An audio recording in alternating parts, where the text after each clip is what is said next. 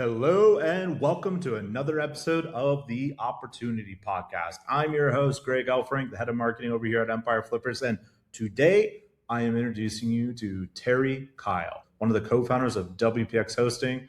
Very cool guy. I got to meet him a few months ago in Chiang Mai SEO.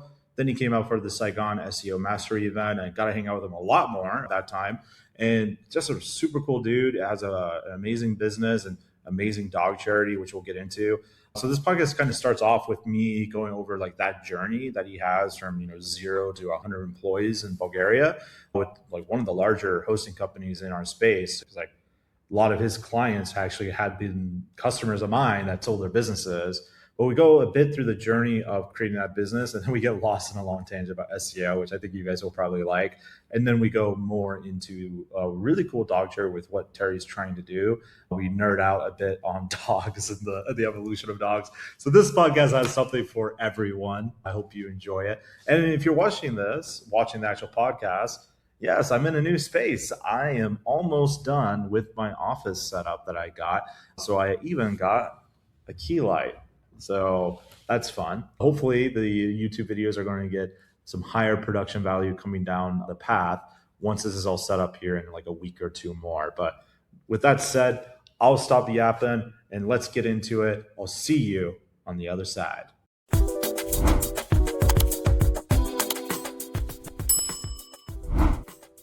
All right, I am here with Terry Kyle, one of the co-founders of WPX Hosting, and well, I don't know if he'll agree with me, but I'll say one of my new friends in the SEO world. We got to see each other at Chiang Mai SEO briefly and then hang out on a founders crew in Saigon. So, Terry, welcome to the podcast. Or anyone who does not know the myth and the legend, why don't you introduce yourself and who you are? Thank you, Greg. Obviously, I'm ridiculously famous in SEO, as you know, but for those who are kind of new to the SEO game, so I'm originally from Australia, but I've lived in Europe for 20 years. I'm one of two co-founders of WPX Hosting, but also I'm known as the founder of everydogmatters.org, which is our company's initiative to change the future for homeless dogs everywhere in the world through our direct action, through our own model dog shelter that we've had for like 5.5 years now. We're based in Sofia, Bulgaria with WPX. We employ about 100 people here.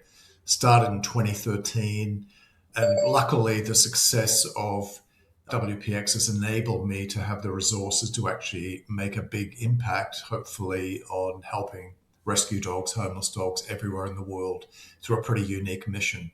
Some companies do give money, just give money to causes, that's okay. But I can tell you, Greg, when you directly take on managing and trying to have a much bigger impact through your own physical work, mental work, and all of that. Choosing that path is like 100 times harder than just writing a check or just giving some money. But we have the digital skills and experience and entrepreneurial kind of ambition to do that. And that's kind of brought me to this point where you and I got to hang out in those events that you talked about and probably lots of future events, I hope. I hope so as well. And you know what's funny? Well, obviously, we're going to talk a little bit about the dog charity stuff later in the Sure. episode, but I was telling you offline in Saigon when we were here, when we were on the founders cruise, about my friend Anastasia. She Yeah. helps out with like dog shelters here and stuff. So she was actually helping me set up this new office that I'm in, which for the viewers, it's still being set up. It's not done yet. But I was telling her about you. She said, wait, Terry Kyle, is he the guy in Bulgaria? Like, whoa, what, you know Yeah. this guy?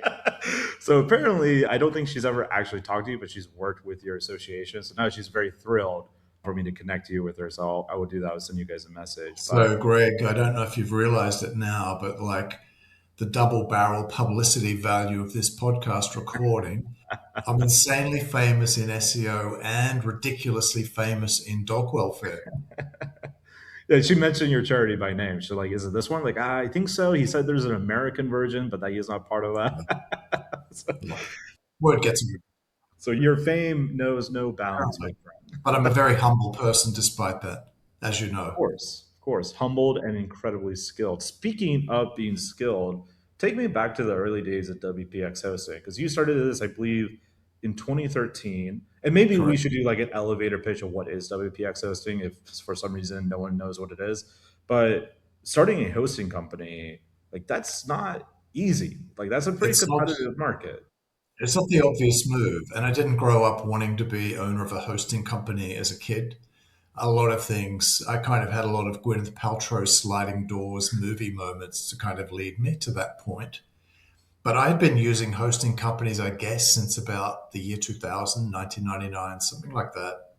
And from that period on, and I don't know about your experience, Greg, I suspect similar, the hosting companies were just awful. Like the customer support was terrible. The product was really bad. The servers were very slow. There was a kind of monopolistic arrogance about hosting companies at that time. And the model I kind of followed is what I call the customerpreneur model, which is where you're a customer of a certain industry or businesses, services for a while, maybe many years. And at some point you go, I've had enough with this. I'm fed up with this. I can do better. So I'll set up my own hosting company. I'm not a tech guy, but I can employ tech guys. I'm not a software coder, but I've built lots of software tools over the years, some of which are still going today. So in 2013, we set up WPX.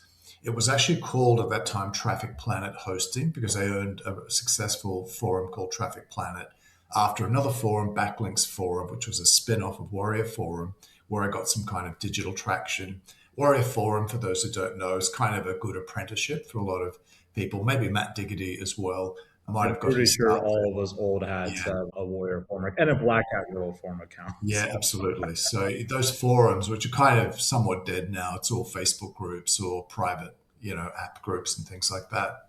But they're a really good apprenticeship. You kind of, you cut your teeth and learn your digital business skills there. So in 2013, we set up with one server. When we only had one server, we ambitiously bought this really, I don't even know the name of it now, but some radical tech that would made the website super quick. The problem it turned out was it's also very unreliable and the whole server crashed when we only had one server.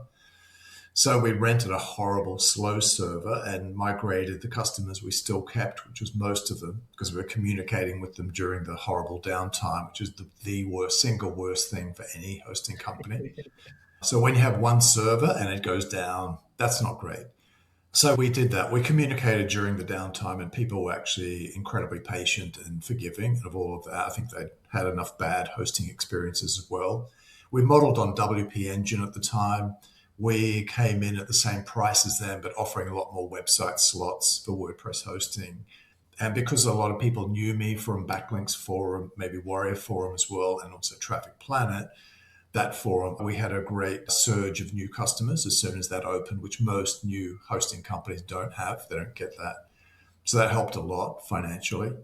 But I think for the first year and a half or 2 years, I did all customer support myself, like 2,000 tickets or something like that. I would get up every 3 or 4 hours during the night and answer all the tickets and things like that. Classic kind of bootstrap sort of operation. So WPX we changed in 2016 because Traffic Planet Hosting's a horrible, awful name. it's very Warrior Form. Thank you for not passing a critical comment on that, which it deserved Hey, entirely. has a little bit of a Dan Kennedy feel to it, Yeah. back in the day. I like So it. yeah. So WPX is fully bootstrapped, independent WordPress hosting company. We own our own servers, our own infrastructure. We were the first hosting company in the world, I think, to build our own CDN network. Is about 41 locations in the world now. SiteGround did it a few years later, but I think us two are the only ones who have our own custom CDN, which we can then optimize for better speed and features and things like that. With a third party provider, you can't do that so much. We have averaged now for over 10 years under 30 seconds response time on live chat for support. We don't have anybody to escalate it to. Our frontline guys are very experienced. They'll usually solve the problem at their level. So people love that. And maybe I think about 8 years ago, we stopped giving articles, technical articles to customers who are having problems, and we just stepped in and fixed it ourselves for them in a couple of minutes because our guys knew WordPress inside out, knew how to troubleshoot. And that kind of small, let's call it innovation, nothing to do with tech, just customer service, gave us like over 3,000 five-star reviews on Trustpilot. Customers absolutely love that about us, why they stay with us. So no VC money, nothing like that. So we can do crazy, unprofitable things like have a dog shelter and all these other mad things, send the team skydiving, for years and things like that.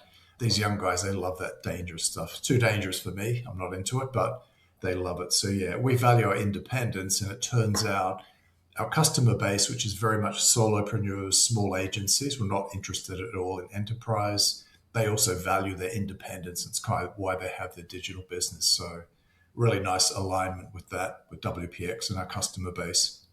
Yeah, I would say I can only agree with you on your customer base. In fact, how I first heard about WPX way back in the day when I first joined EF, I actually hosted a couple of my affiliate sites with you back then. But we sold a lot of your customers' businesses on our marketplace, and you were always basically one of like the top two go tos. I don't remember what the other one was. So obviously, you won out Yeah, of our customers, especially in the affiliate space, but really anyone using WordPress, basically, sure. WPX was like the place.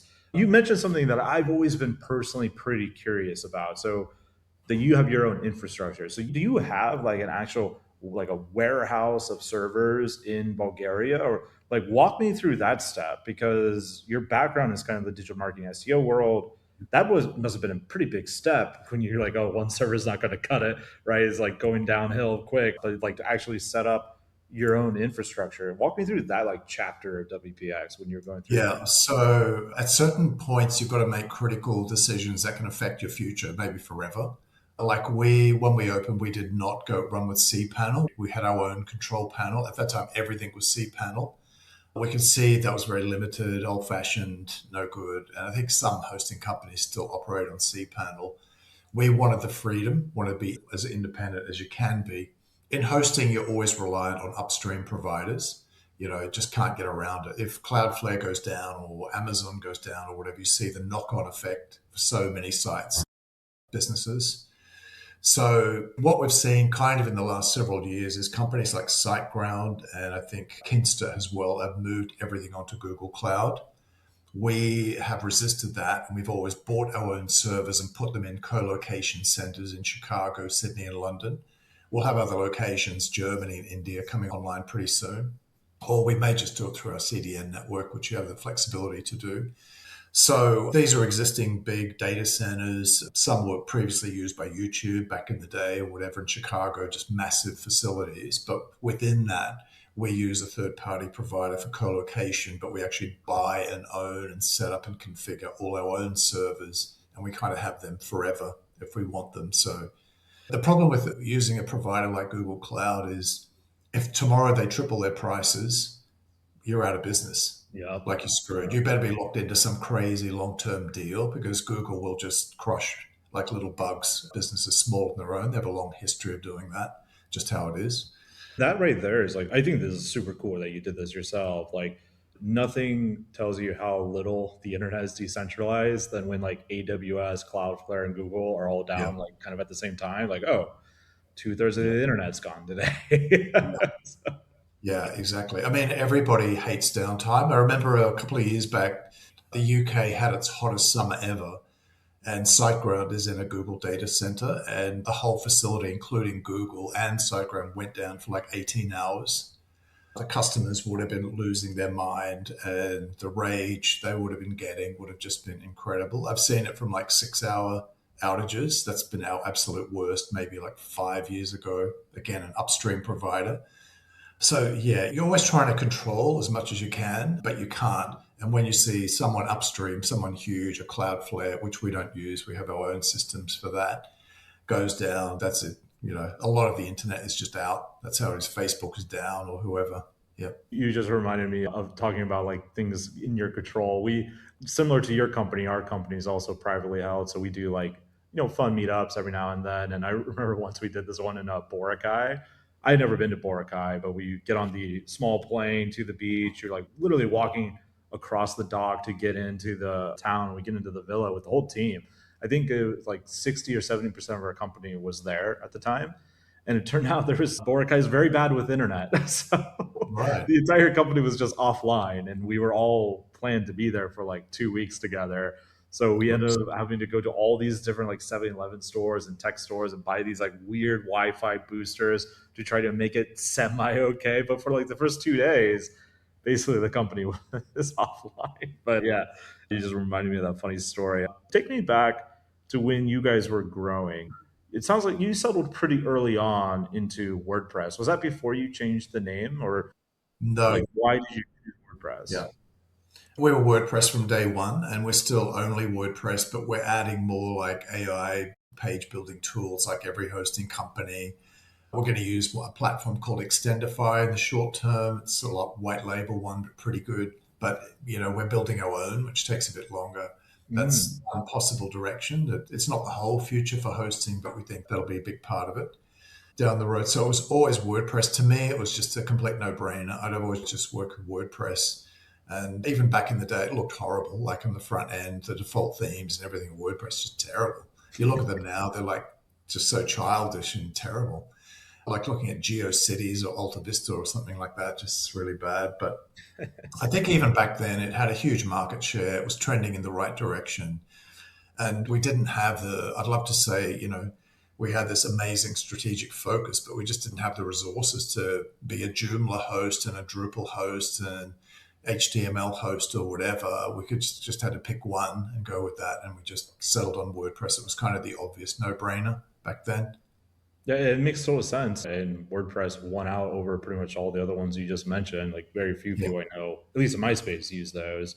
When you were growing WPX, what were some of the maybe the bad assumptions you made? Like talk to me a bit about some of the growth mistakes you made along the way.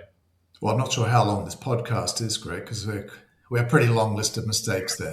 Dude, don't admit that. Just say you've never made a mistake. What are you talking about, Terry? Yeah. You're the best.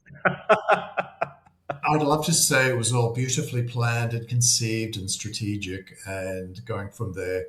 I think there are common things here with lots of businesses. So when you first start off and you go from like a solo guy in your mum's basement or whatever, we've all been there, no shame in it. And now you're hiring people and managing people and training people. This is like a whole new reality. And you make just tons of natural mistakes. It's almost like human default settings are just to all the exact wrong things to get a team and hire a team, run a team, manage, train a team, and all of that. So we just had a lot of bad people. Like just our quality filters weren't great. Our recruiting was pretty poor.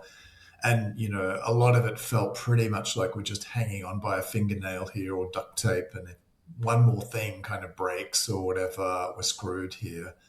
We've only had a couple of moments like that in 13 years, not for like, I don't know, over 10 years now. We're pretty solid these Growing days, all right? pains. We're very solid now. So things like hiring, but I think, when you go into something like hosting, which I think people have very little idea about the technical complexity of that, like DDoS threats and backups and software. You're dealing with so many software systems that have to get along with each other. That's just crazy, all these things, PHP versions, WordPress versions, plugin versions. And that's just at the WordPress level, server level, you've got tons of different software that has to get along. So I think, if you have a kind of ambitious world domination mindset, which I do, but in a non-violent way, I don't want to conquer anybody with tanks and guns or anything, but I want to go big with anything that I do and be ambitious and humble, but ambitious, Greg, all right? So you're always humble, all right, dude? But I think you need to have a certain kind of naive optimism that it's going to work out okay. And obviously, for lots of businesses, it doesn't. It's a car crash, and we all have car crash, businesses and projects. And somehow you just got to learn from that, get emotionally less attached to it, and be kind of more rational about it. So I think hiring, underestimating the tech involved, those are really important things. You forget like contracts and partnership agreements and you're kind of swept up in the romance of your, wonderful startup that's getting traction and all of that. And you've got to register trademarks or if somebody's already registered it, like these trademark troll guys. So many things. And I think if you're one of the few that does make it, to have a substantial business and, we're at 100 staff now in the future, who knows, could be 200, 400, something like that. You just go into a whole different level of kind of management responsibility and structure and systems and all of that. And as a kind of right-brained creative writer, filmmaker, entrepreneur kind of guy, that stuff's like Chinese to me. It's all alien. I kind of hate all of it. So I need really good people who are good on systems and process and all that stuff because I'm more of a seat of the pants, flying by the seat of the pants kind of guy. And hey, what about this thing that Greg said? And so I go, let's just change everything. And Greg said it'd be cool, so let's get on. Definitely do anything Greg says. I will send you our seller submission form later. I am learning that. Yeah, my staff are telling me don't listen to Greg. Do He's a bad influence, Terry. You not. can't go to Asia anymore. Yeah, you just got to kind of stick at it and learn skills and obviously hire good people. Have a low. I mean, one of the biggest mistakes is not firing bad people quickly enough. It's just a Yeah. classic thing that everybody does. You tolerate incompetence, bad attitude, or whatever. We don't do that anymore. We're much better at all that. So gradually, you kind of get better. You build a really good team, and that just seems to magnetically kind of attract other good people to the organization. And the team we have now, we've had for many, many years. They're super happy here, want to be here forever. That's awesome. There's so much you just said there I want to unpack. So you wrote a book that in a similar vein to Atomic Habits. I think I'm about a quarter of the way through it now, a little bit further from the last time you Would and you I say talked. it's the best book you've ever read, Greg? It is the best media consumed, actually. You are doing yourself a disservice by limiting yourself to just books, Terry. Let's go beyond here, right? It's a way of life. You can pay for my personal development consulting course. We'll get Sure. that confidence up, Terry. But what you said there, I was a bit naive, like about how hard the tech was, all that kind of stuff, like going in hiring. I feel a lot of times, and probably a lot of people listening to this podcast, they may have a small business, or maybe they're starting their first thing, and I often wonder how much naivety is actually part of the recipe for success a little bit, because if I you think you've got to have it. yeah, let's talk about it. What do you think about that? Do you think having that naive optimism is like a crucial part of starting something? I'm going to step out of hosting into the dog thing briefly. Yes, please. When you're working in that world, it's unbelievably challenging. Like it's the hardest thing I've ever done. Way harder. WPX, that's easy. That's a walk in the park, that thing, compared to animal welfare and having a dog shelter. In that dog shelter world, you're just exposed to just shocking cruelty to dogs by human beings, and that like on a daily basis sometimes or a weekly basis. And if I knew back at the beginning of the dog project what I know now, would I start it again? I'm not sure I would. But back then, I do kind of have that naive, I'm a naive optimism. And I also, and this is in the book, maybe you've gotten to this point, I love the value of projects, small and big projects. And I think that keeps our imagination alive. Very important. It's our best asset, I think, as entrepreneurs to have that skill, that ability, and keep exercising it. But I think you're right that naivety, if you really knew how difficult, how hard it was going to be, like the dog thing has had a pretty negative impact on my marriage, for example, and not many Mm. people talk about that. It's usually financial stressful. There's a lot of management stress with the dogs. The cruelty that I talked about, it's just like being in front of a fire hose of bad stuff a lot of the time with the dogs. The dogs themselves, fantastic, but the people that you have to deal with in that world, oh my God, like just awful. I can only imagine. Yeah, so I think if you don't have that naivety, I guess you're going to be quite cynical and kind of negative and maybe think, oh, screw it, it's probably not going to work. And I think us kind of smart people, and obviously, Greg, you and I are incredibly intelligent people. Notch above, yeah. What smart people do, I see this all the time, they're brilliant at talking themselves out of doing things. They're fantastic at that. It's an amazing self sabotaging skill that really smart people have. Whereas kind of dummies, they don't have that ability. They just get on with doing it, and sometimes it works.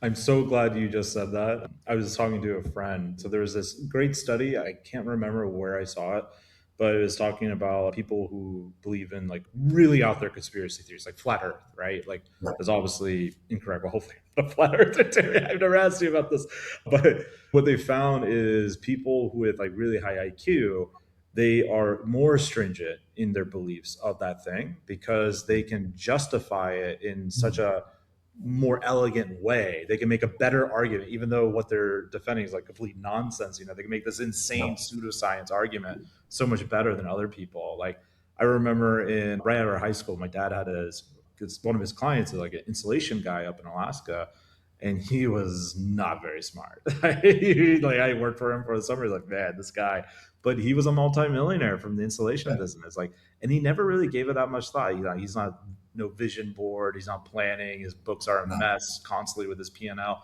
Like he's not thinking about any of that. He's just like, yeah, I got another client today. I'm going to go to the bar after 5. Like that was it.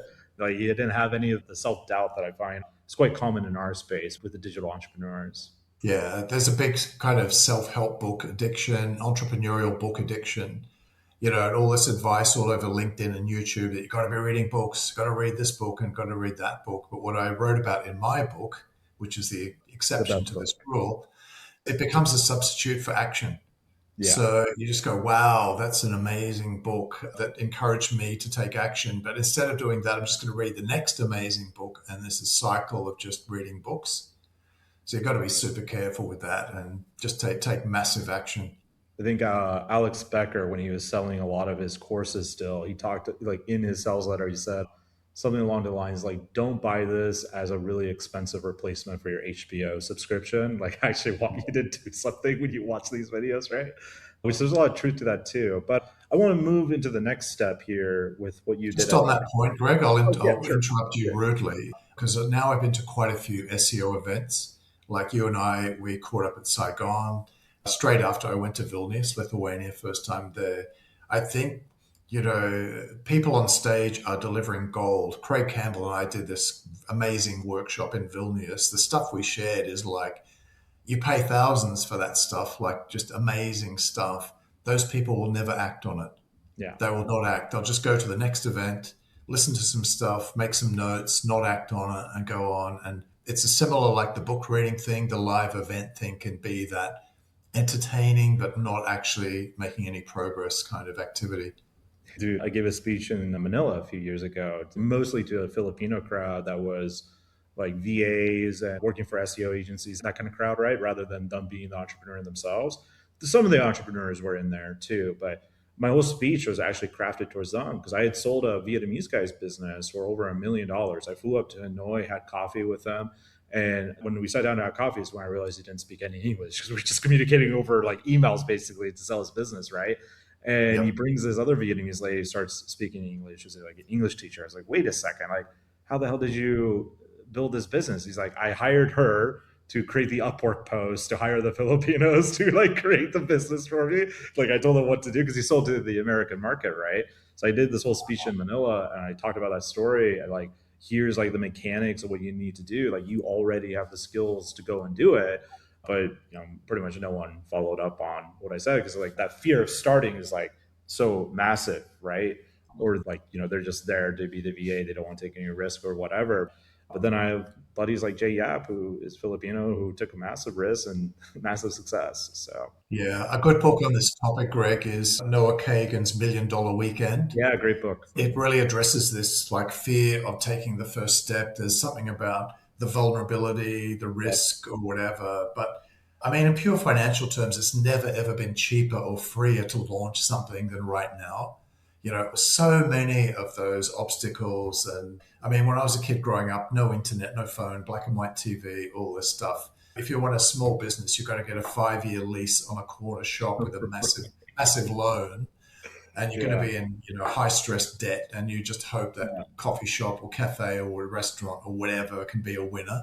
And now you look at how low the bar is to entry for business, but so many people, it's a psychological thing, not a financial or technical one. Absolutely.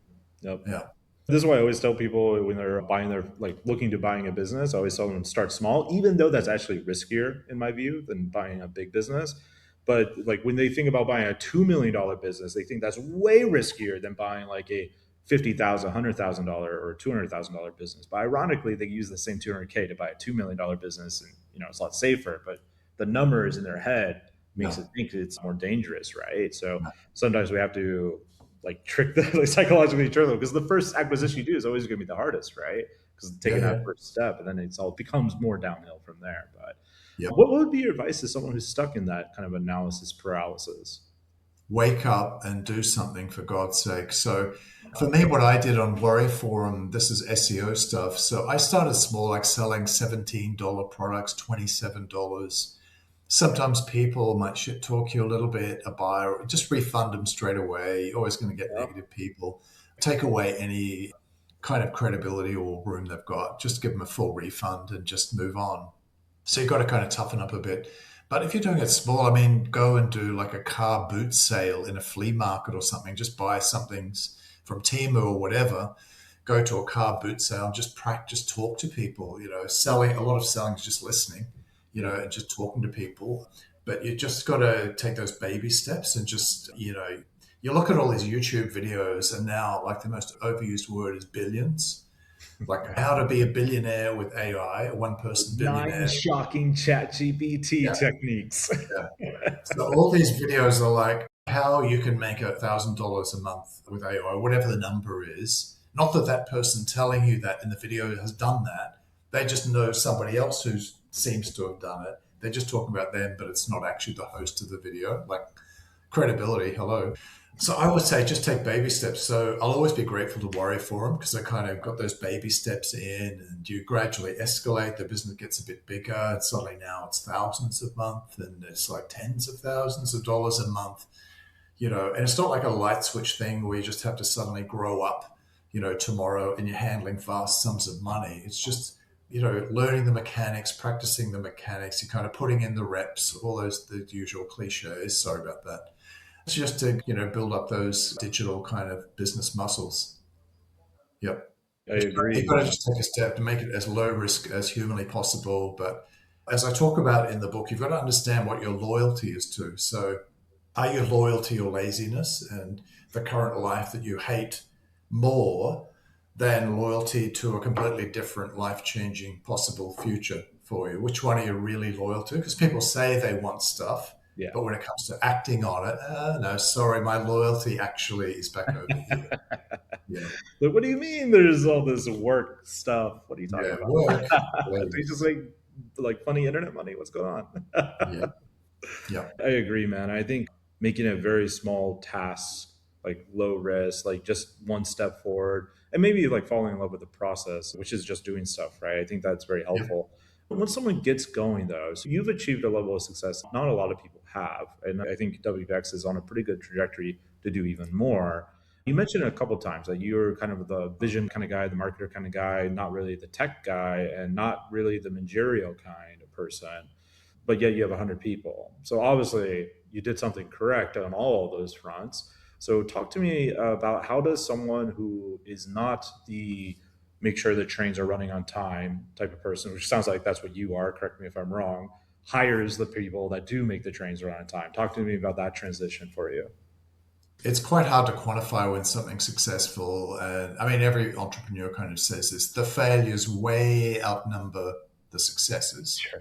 But what I had really interesting experience, and I wrote this in my report for the team here from going to Saigon and Vilnius, kind of, I just had to refigure out my place in SEO. And it just turns out that even though my brain, there are many things I'm terrible at, but one thing I'm naturally good at is SEO shit. I'm just naturally good at that. My mind just goes to, what if this? I have this curiosity. What if we tie this thing into that thing over there and add these things here?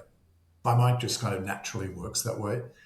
And when I was talking to people, like I remember the Otis rooftop event, and I think you were you at that event? I was not. The Founders Cruise did me in for that night. Okay. So I was going to just share a tip, and I thought, oh my God, this is so basic. Terry, don't say this. They're going to slaughter you up there, bro. Like they're just going to be rolling their eyes, going, "Oh, Terry, please, that's so cringy and embarrassing." Everybody knows that. And then when I told them and talked to them later, it's about how to get much more out of AI. Very, very simply, don't be loyal to one tool because they're all improving at different speeds. If you've got important work, create your prompt and paste it into all of them at once and cherry pick the best from all of them and keep asking for 50 more options from all of them and go through hundreds because you want choices, you want options. And one might produce 99% rubbish, but there's one absolute golden thing in there that you want to put into your end product. So don't be a Claude, devotee or a chat GPT guy or whatever. If it comes to quality output, put it into all of them. So almost nobody's doing that. Maybe you do that, Greg, because you're super smart. But in AI, I think how can it's so obvious they're all there. Just do that. So In 2026 now, after those events, I'll be getting much more into SEO again. And I'm particularly interested. This is going in a different direction, Greg, but I will come back to your question, all right? Don't get angry on me, bro. I'm going to get back there. Such rage, Terry. How Yeah. dare you go off on this tangent? No, please go on. I'm very, very interested. I always have been interested in this, but now I'm really getting after it in a big way. And I'll report back what I find because even when I tell people, they won't execute, they won't do anything, Greg. They'll just listen and go, that's fantastic, Terry, but I'm not going to do it. I'm very, very interested in non English SEO. So ranking for terms in Brazil and Turkey and Poland, all of that. Like it's insanely easier. AI translations of stuff, and all these affiliate platforms have lots of digital products, physical products in all these other languages. Just go after that. So you combine like parasite SEO with non English SEO, and you use things like indexing services as lightweight PBNs. And if you've got a good parasite with just your very lightweight PBN, also called an indexing service like Prime Indexer, or there are hundreds of them, that might be enough to get really good rankings and traffic for almost nothing, almost no money. And use things like Google Sites, for example. Or there are actually like tons of potential parasite platforms. You can use Notion. You can put like a blog page on Notion, which is like DR92 or 95 or something, all this kind of stuff. So I'm always thinking of that. So I think that has helped in a weird way. That has helped WPX because back in the day with people like Diggity and others like Alex Drew from Otis, and you read my work and liked what I was talking about, what I'm talking about now, all this stuff. There was just some kind of authentic connection, I think, with the audience. So somehow that got transferred, lucky for me. That was a close call. I went to WPX. And stupidly, I kind of was out of the live events thing in SEO community for like 10 years and just came back a couple of years ago. But it was really great that people actually remembered me from that time and were really nice. It's really my first Chiang Mai a couple of years ago. It was fantastic. It was like, Taylor Swift kind of comes back for a reunion tour or something. Diggity's just on the stage, shake it off. Yeah. So I realized I'm kind of a natural teacher, kind of writer dude anyway. And even yesterday, I was at SERPConf here, which was too corporate for me, but that's okay. That's their audience, just talking to actual SEO guys. And the stuff I talked about, they're just going, wow, we're going to apply that shit. And I thought, really? You're not doing that already? And I love to teach, I love to think about this stuff. And actually, when I go to future events like Chiang Mai, I'm going to run a whole load of meetups on all different topics like SEO, AI, all these different things, because I just enjoy that work. So I think that it's all kind of part of one thing, the SEO, WPX, the dogs, me. It's just kind of all kind of one big mega entity at the moment. Inspiring, isn't it, Greg? the I don't think we ever got back to the answer to my question, but that's okay because I want to continue on this tangent. Sorry for the audience, but I'm curious as you went into the parasite SEO stuff. I have a good friend, you probably know him too, Charles Flo. He loves parasite SEO. He's been doing it for a long time. I always wondered like all my affiliate friends use parasite SEO for a lot of different stuff, and they do non-English markets like what you're talking about too. Yeah. Do you think that works for real brands? Like, would there be any benefit to do like a parasite SEO thing for like Empire Flippers or WPX hosting or another big brand? Like, what do you think about stuff like that? So if your client, in which case, let's say it's Empire Flippers, is psychologically really nervous about a penalty from Google, let's say you go onto SEO domains or another big link marketplace and you just buy thousands of links, because you got the budget to do it. Then next thing you know, you get the index by Google or some massive ranking penalty. Very unlikely to happen because that would be just a green light for huge negative SEO going on in every niche. But however, so from a technical point of view, very, very unlikely to happen. But from a psychological safety point of view, the client, in this case, the owners of Empire Flippers, I was actually very nervous about, and I never did any SEO work on WPX because back in the day when I used to publish my experiments and put the URLs and everything, within 24 hours, they're all gone, slapped by Google, all de-indexed.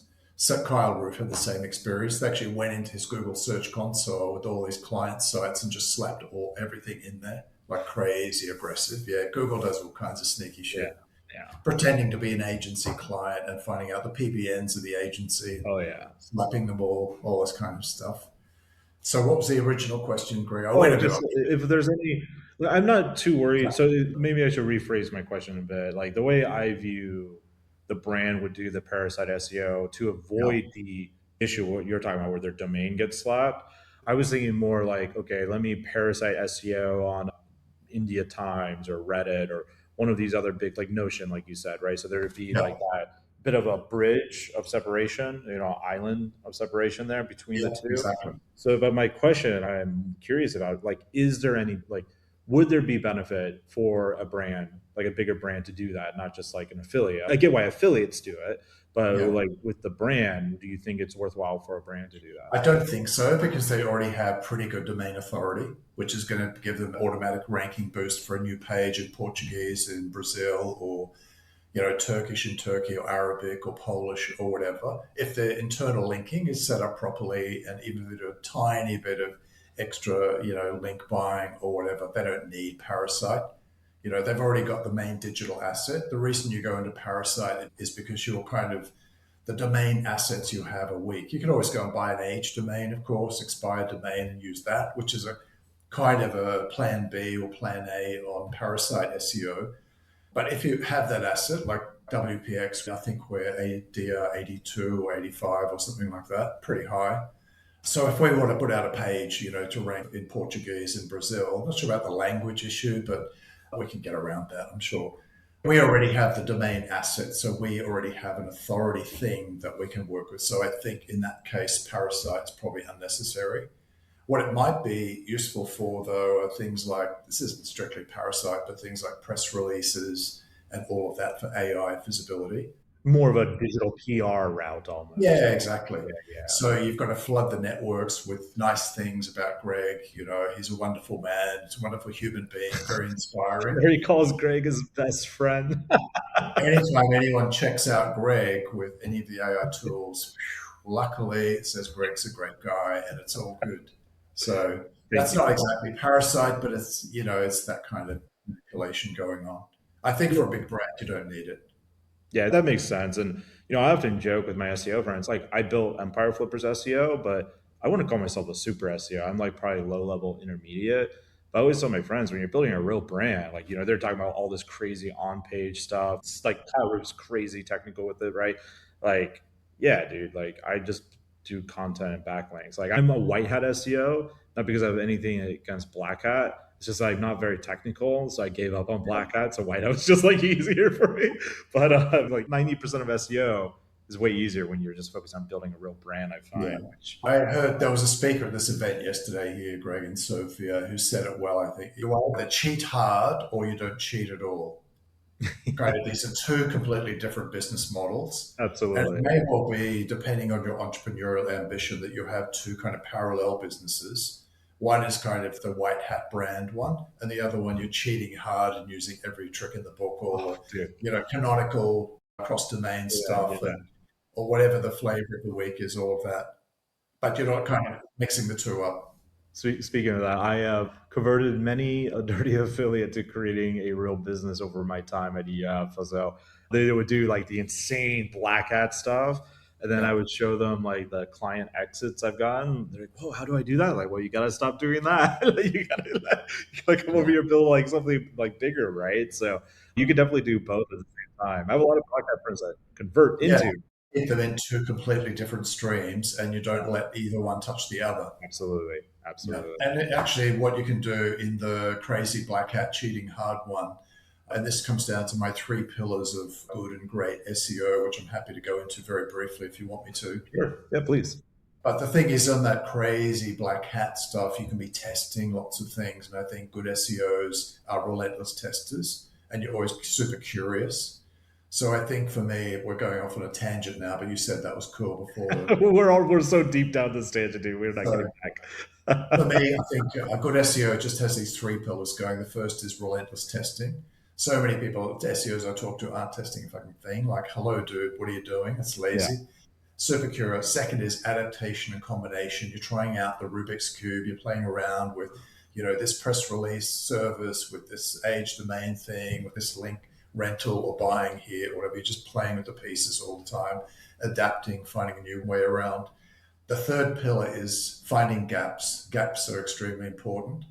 So if you know Glenn Alsop, like Viper Chill, that guy, he works for Ahrefs now. I don't know him personally, never met him. I've talked to him, but I've never met him in person. I don't know anyone who's met him in person. He's a quiet guy. I think he keeps to He himself. does, But he's yeah. produced an amazing amount of high quality research. And a website he owns is called gaps.com.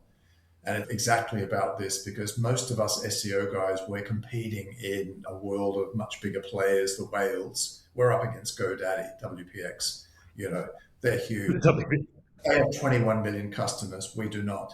We're not close to that, not yet. So we have to find gaps in the system. So it could be non-English, Google rankings, error code, SEO. I can talk about that. What Kyle Roof and I, this is his idea, came from his disturbing mind, demographic SEO, where you look at your exact customer profile and you find other things that no one wants to rank for that they are interested in. So you rank there and you promote your shit all over those things. You don't go for online casino head on, you go for something else that that same person is also interested in their life, for example. And I think if you want to go from good to great SEO, you just get better in those three things. And that's it. I think that makes total sense. We're coming up on time soon, but I want to get to the dog cherry. But before we do, I do want to Yeah, ask you kind of a crystal ball question, if you will. sure.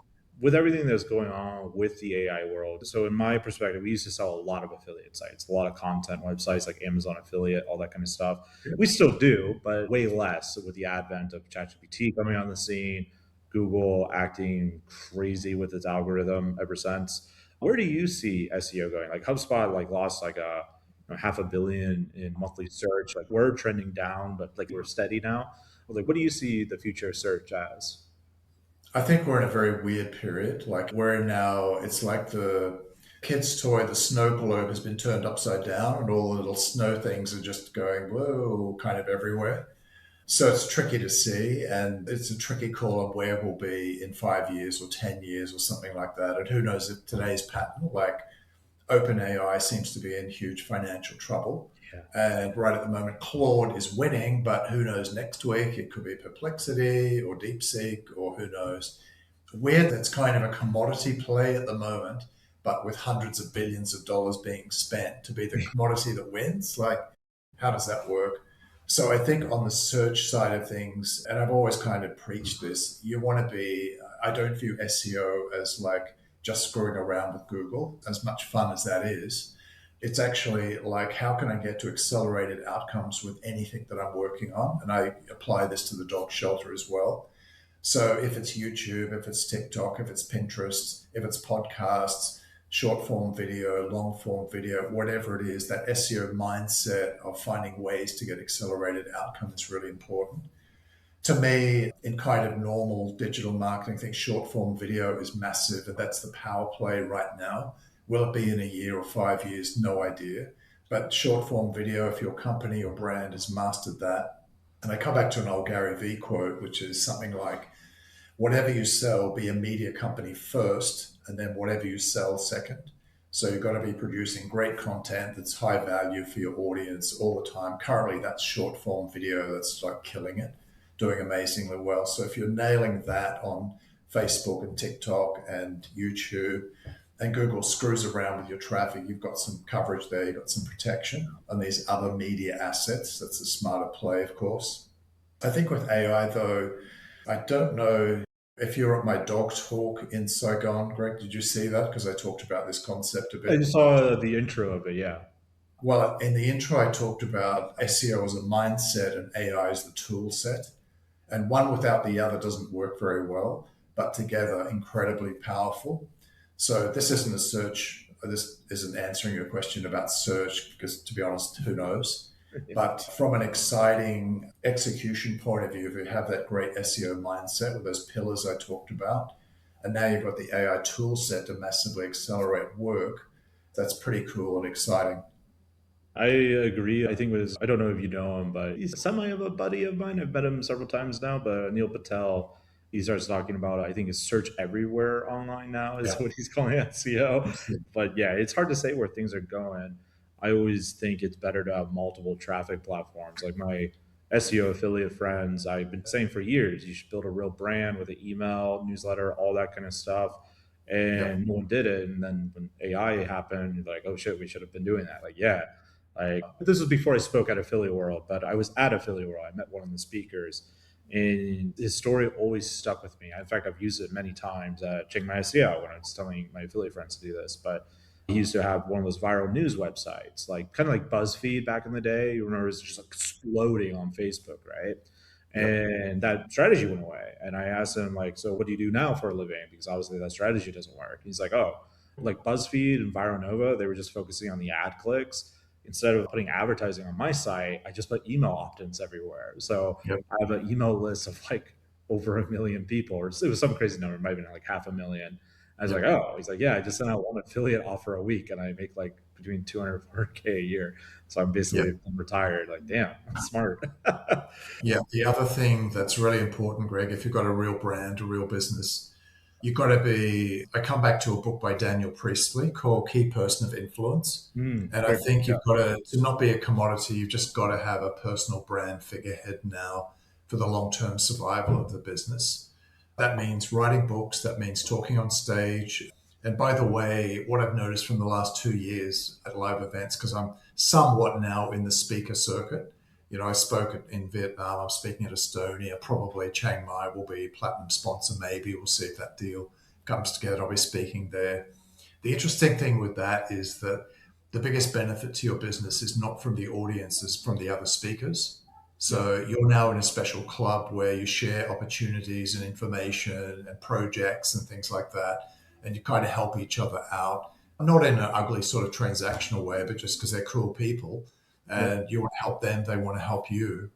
And, if you get into that world, huge positive impact.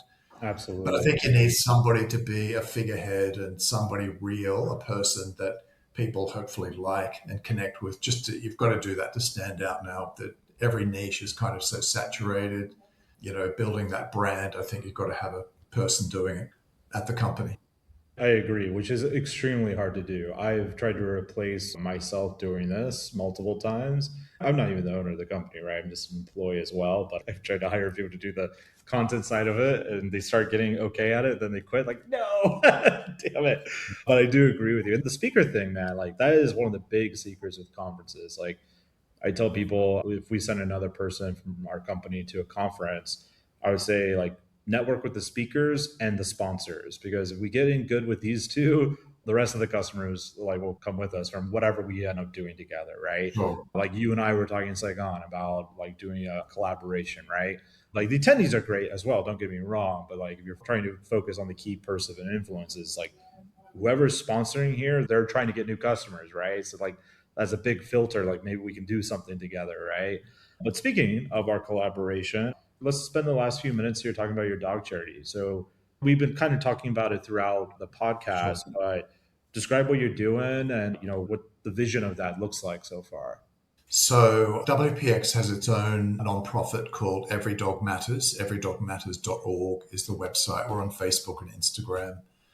We kind of have a unique mission, which shockingly to me, it doesn't seem like any of the big rich dog charities in the world touching with a 50-foot pole.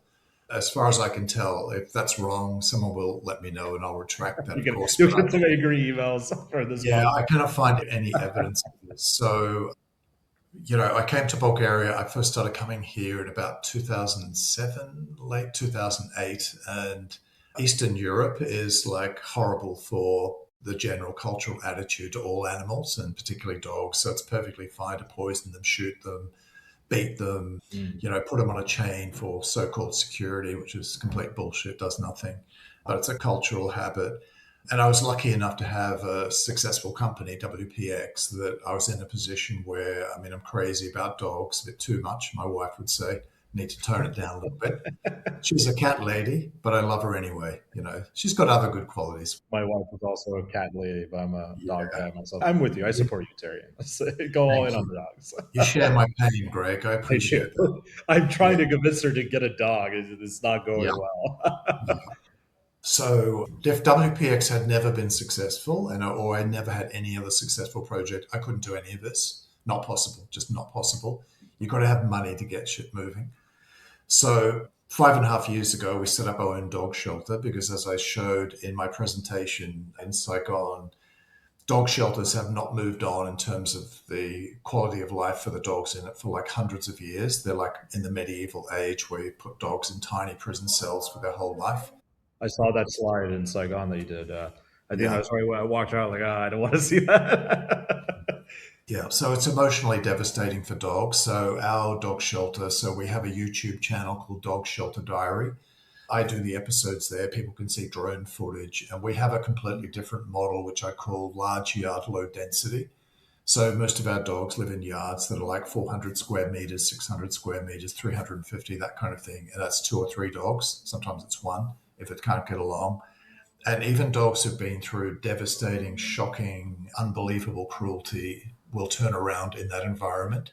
That sense of space and freedom just naturally makes dogs recover and heal. Not all of them, but almost all of them do.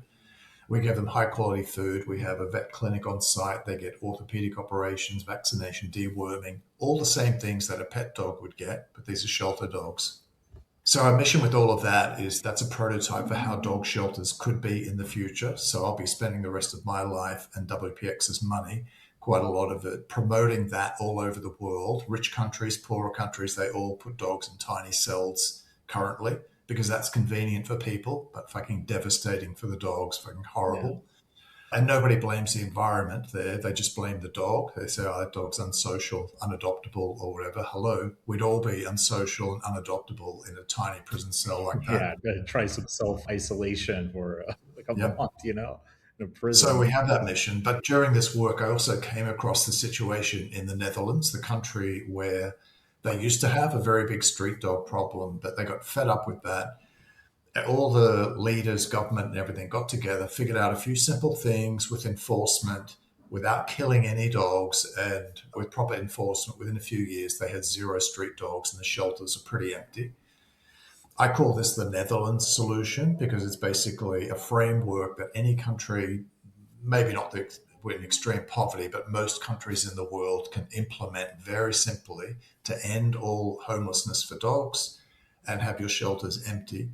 So for the rest of my life, inside and outside of WPX, I'll be promoting those two missions. Yeah. So with the social media tools, video, all of that kind of thing now, I'm bringing those skills into animal welfare, which most causes don't have, like the entrepreneurship, digital skills. I use a lot of AI stuff for the dog shelter, quite incredibly. Just one simple example is when people apply to adopt our dog, they fill in this like 25 question form. So I take a PDF and I put it into AI and I said, give me an FBI level psychological analysis of any red flags in this application. And it just goes, look, ask these questions where this connects with that. And you go, fuck, that's incredible. Like, that's so good. That's amazing. And that can prevent a dog going into a bad home when we might have missed that, the red flag there wasn't too obvious. We use a lot of AI in just running things at a dog shelter. Not many dog shelters are doing that. Probably none of them are doing that, to That's be probably fair. not. It's Probably not, I don't think. So hopefully, if I weren't doing the dog stuff, I probably wouldn't go to live events and talk about all this. I'm kind of too lazy for that, probably. So yeah, my mission is to get out there, and I've got a book coming out later this year called Why Dogs Matter, which is sort of our relationship with dogs over the last tens of thousands of years and how they can help us now because humans are so disconnected and lonely and depressed all over the world. Well, let's reconnect with animals, dogs, cats, horses, whatever it might be, to have that feeling of connection. So challenging, Greg, pretty difficult work, I can tell you, but it's meaningful and it's important. I love it, man. Yeah, there's this. I've been recommending him to everyone, so I guess I'm going to recommend him to you too. But there's this YouTuber called North02 that I absolutely love, and he's a great narrator to fall asleep to. But he talks a lot about Paleolithic man, like Stone Age humanity and Neanderthals, and he has a few episodes about wolves and like when they became dogs, kind of like the evidence that existed back then about like how these wolves were kind of like the exiles of their own group, and so were also the weird ones because they were curious, so they came over Yep. to humanity as like this really weird, like who's gonna hurt who first, but then they Yeah. eventually just like created this incredible alliance, right? So like dogs are really are humanity's best friend. They're like one of our most powerful allies. That like there's a good chance we wouldn't have been nearly as successful in our Of endeavor course. conquering the earth without our dog by our side. So I'm very passionate about dogs. So I don't have a dog charity, but I want to help a dog charity. So Yeah. I'm with To you. me, Greg, one of the most incredible things about dogs, because I've been doing this work now for like 10 years, I've been around thousands of dogs in shelters all over the world. And what I see is that dogs, I'm going to generalize, you have a few cases not like this, but dogs generally are much happier with us than with their own species. Yeah. They want to be with a person, a human, more than they want to be with other dogs. You can't say that about many animal species in the world. Yeah. The amazing connection we have with them. My speech therapist, when I was younger and going to school, I had all these speech problems. She's retired now, but I see her every now and then when I go back to Alaska. I forget exactly what she does. I forget the job title, but she helps people who are grieving when they lose like a family member or a close friend, and it's like really hard for them. And she comes to them with this fucking massive dog, and it's like the super Alaskan dog, like super. I don't know what breed it is. I think it's like a Saint Bernard or something like that, but it is a massive, massive dog. And I asked her, well, why do you bring your dog everywhere? And she told me about this study where this happens to dogs as well. But when humans look into the eyes of a dog and make eye contact, it actually releases like happier chemicals, like soothing chemicals. And it releases in the dog as well when it makes eye Yeah, contact with a human, which is amazing. Like dogs evolved to have like eyebrows, like they have more eyebrow definition than wolves because they yeah, want to be able to communicate their expressions with us more that wolves can't, right? Just amazing stuff. it is. Yep. Let's end this podcast with a call to action to everyone listening. You're either going to sell a business with me, so you can do this, but how can someone go and support what you're doing, Terry? If you don't like what you've heard me talk about today with WPX or everydogmatters.org, don't do anything. You don't have to do anything at all. So that's a relief, some people might think. But if you do like what we're doing with the dogs, just follow us on Facebook and Instagram and share our stories because somebody in your social network might adopt one of our dogs, be a great home for them, or they might want to donate a little bit of money if they're able to. Any of that, even just sharing our stories, which cost nothing, just helps spread our message and grow our fan base. What I say about hosting is that, I've been saying this for years, if you're happy with your current hosting solution, do not move. Spend your time growing your business. If it's working for you now, there's no need to move or do anything. But if you're not happy, consider WPX as a possible alternative. Check out reviews from long-term customers on Trustpilot, thousands of them there. Our customer support, apart from high speed and all of that, which a lot of hosts have now, we aim to be the best customer support, not in the hosting industry, but any industry, which is a much higher benchmark. And I think most of the time we're delivering on that.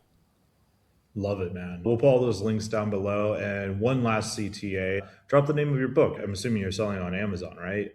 You don't just give it away. You don't just sign copies at conferences. Yeah. So high impact habits. And as you know, Greg, that's structured as like a 30-day, one habit a day to kind of read and think about. So one day, for example, Greg, you might read and go, Terry, that's nonsense. I don't need any work in that area. But the next day, you go, Terry, you nailed me. Damn it, dude. I've got to work on that thing. Damn you. Email. I'm already failing because I have not read the book in like 1 month. I've had the book for I think like 3 months at this point. So No, Greg, come on. Got to focus, dude. I Yeah, know, man. so I high know. impact habits currently out on every Amazon. Later this year, Why Dogs Matter will be out. Awesome, man. We'll drop all those links down below. And Terry, it's been a pleasure getting to know you. Thanks so much for coming on here. And hopefully, we get you some new WPX customers and hopefully some new dog charity donors too, man. Cool. Thank you. Huge pleasure.